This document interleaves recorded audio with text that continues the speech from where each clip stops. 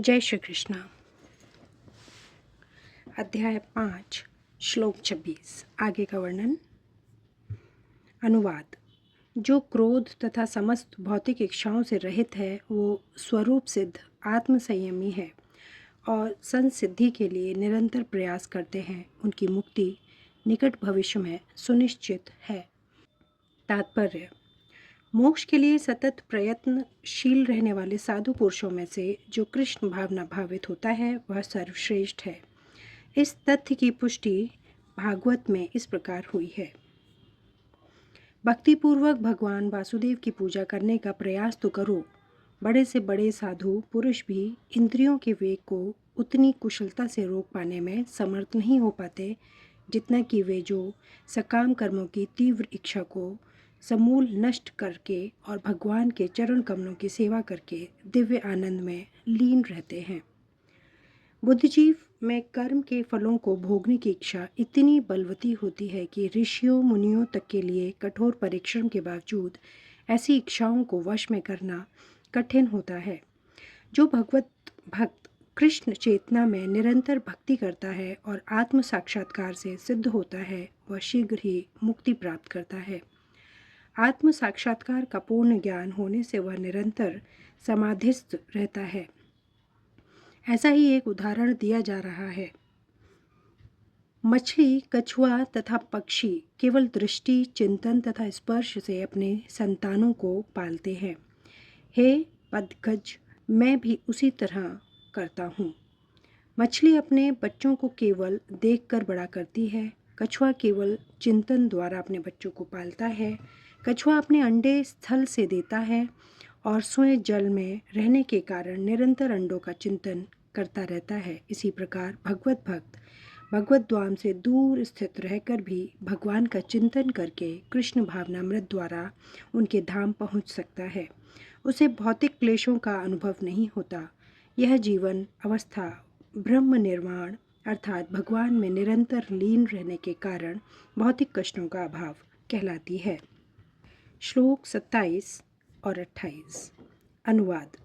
समस्त इंद्रियों को बाहर करके दृष्टि को भौहों के मध्य में केंद्रित करके प्राण तथा अपान वायु को नथनों के भीतर रोककर और इस तरह मन, इंद्रियों तथा बुद्धि को वश में करके जो मोक्ष को लक्ष्य बनाता है वह योगी इच्छा, भय तथा क्रोध से रहित हो जाता है। जो निरंतर इस अवस्था में रहता है वह अवश्य ही मुक्त है। तात्पर्य। कृष्ण भावना मृत में रत होने पर मनुष्य तुरंत ही अपने आध्यात्मिक स्वरूप को जान लेता है, जिसके पश्चात भक्ति के द्वारा वह परमेश्वर को समझता है। जब मनुष्य भक्ति करता है तो वह दिव्य स्थिति को प्राप्त होता है और अपने कर्म क्षेत्र में भगवान की उपस्थिति का अनुभव करने योग्य हो जाता है। यह विशेष स्थिति मुक्ति कहलाती है। मुक्ति विषयक उपर्युक्त सिद्धांतों का प्रतिपादन करके श्री भगवान अर्जुन को यह शिक्षा देते हैं कि मनुष्य किस प्रकार अष्टांग योग का अभ्यास करके इस स्थिति को प्राप्त होता है। यह अष्टांग योग 8 विधियों यम, नियम, आसन, प्राणायाम, प्रत्याहार, धारणा, ध्यान तथा समाधि में विभाजित है। छठे अध्याय में योग के विषय में विस्तृत व्याख्या की गई है। 5वें अध्याय के अंत में तो इसका प्रारंभिक विवेचन ही दिया गया है। योग में प्रत्याहार विधि से शब्द, स्पर्श, रूप, स्वाद तथा गंध का निराकरण करना होता है और तब दृष्टि को दोनों भौहों के बीच लाकर अधखुली पलकों से उन्हें नासाग्र पर केंद्रित करना पड़ता है। आँखों को पूरी तरह बंद करने से कोई लाभ नहीं होता क्योंकि तब सो जाने की संभावना रहती है। नहीं, आँखों को पूरा खुला रखने से कोई लाभ है क्योंकि तब तो इंद्रिय विषयों द्वारा आकृष्ट होने का भय रहता है। नथनों के भीतर श्वास की गति को रोकने के लिए प्राण तथा अपान वायु को सम किया जाता है। ऐसे योगाभ्यास से मनुष्य अपनी इंद्रियों के ऊपर नियंत्रण प्राप्त करता है। ब्रह्मा इंद्र विषयों से दूर रहता है और अपनी मुक्ति की तैयारी करता है। इस योग विधि से मनुष्य समस्त प्रकार के भय तथा क्रोध से रहित हो जाता है और परमात्मा की उपस्थिति का अनुभव करता है।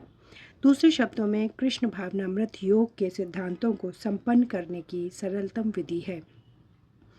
अगले अध्याय में इसकी विस्तार से व्याख्या होगी।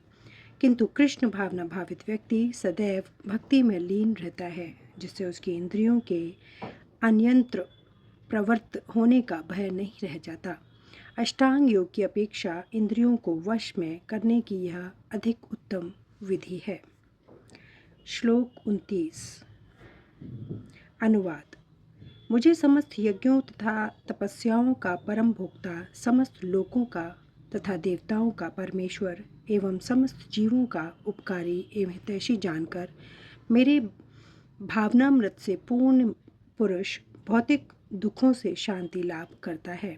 तात्पर्य: माया के वशीभूत सारे बुद्ध जीव इस संसार में शांति प्राप्त करने के लिए उत्सुक रहते हैं, किंतु भगवद गीता के इस अंश में वर्णित शांति के सूत्र को वे नहीं जानते।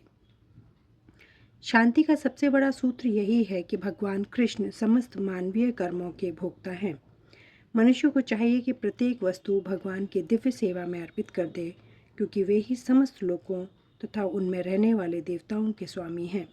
उनसे बड़ा कोई नहीं है।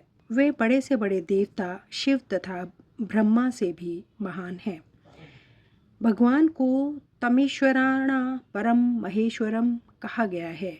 माया के वशीभूत होकर सारे जीव सर्वत्र अपना प्रभुत्व जताना चाहते हैं, लेकिन वास्तविकता तो यह है कि सर्वत्र भगवान की माया का प्रभुत्व है। भगवान प्रकृति के स्वामी है और बुद्ध जीव प्रकृति के कठोर अनुशासन के अंतर्गत है। जब तक कोई इस तथ्य को समझ नहीं लेता, तब तक संसार में व्यष्टि या समष्टि रूप से शांति प्राप्त कर पाना संभव नहीं है। कृष्ण भावनामृत का यही अर्थ है। भगवान कृष्ण परमेश्वर हैं तथा देवताओं सहित सारे जीव उनके आश्रित हैं। पूर्ण कृष्ण भावनामृत में रहकर ही पूर्ण शांति प्राप्त की जा सकती है।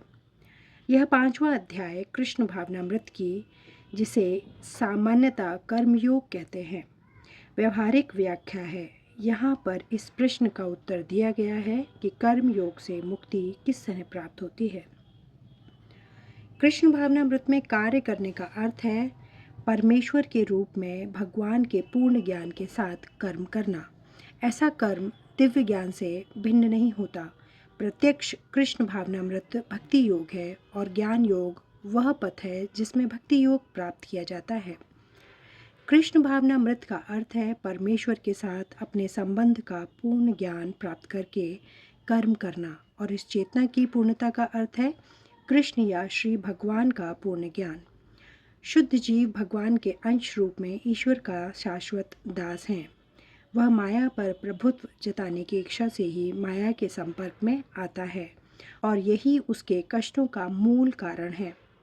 जब तक वह पदार्थ के संपर्क में रहता है, उसे भौतिक आवश्यकताओं के लिए कर्म करना पड़ता है, किंतु कृष्ण भावनामृत उसे पदार्थ की परिधि में स्थित होते हुए भी आध्यात्मिक जीवन में ले जाता है। क्योंकि भौतिक जगत में भक्ति का अभ्यास करने पर जीव का दिव्य स्वरूप पुनः प्रकट होता है। जो मनुष्य जितना ही प्रगत है, वह उतना ही पदार्थ के बंधन से मुक्त रहता है। भगवान किसी का पक्षपात नहीं करते। यह तो कृष्ण भावनामृत के लिए व्यक्तिगत व्यवहारिक कर्तव्य पालन पर निर्भर करता है, जिससे मनुष्य इंद्रियों पर नियंत्रण प्राप्त करके इच्छा तथा क्रोध के प्रभाव को जीत लेता है। और जो कोई उपर्युक्त कामेक्षाओं को वश में करके कृष्ण भावनामृत में दृढ़ रहता है, वह ब्रह्म निर्वाण या दिव्य अवस्था को प्राप्त होता है। कृष्ण भावनामृत में अष्टांग योग पद्धति का स्वयमेव अभ्यास होता है, क्योंकि इससे अंतिम लक्ष्य की पूर्ति होती है।